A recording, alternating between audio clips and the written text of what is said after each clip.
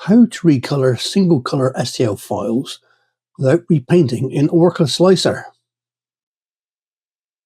From this to this.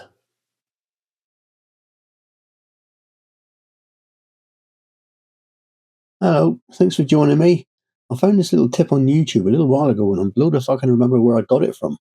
So I've decided to make another little tutorial myself just in case it helps out other people that are struggling. So all you do is if you've got a single color STL, and I'm using this on my Elegoo Centauri Carbon Combi with the 4 spools. As you see, the colours I've got here in the moment are red, white, like a tangerine orange, and like a mint green.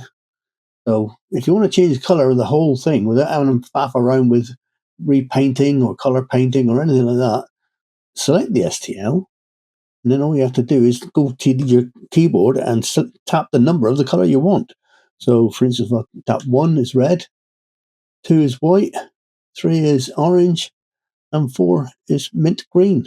And I can also do it with the keyboard, which is back to that, 3 and 4.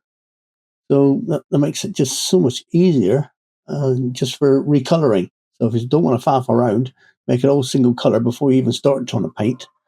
And it is really easy. So if you find this useful, give us a thumbs up. It might help other people find it as well. So appreciate your time. So thanks for your time, and I'm away. Bye bye now.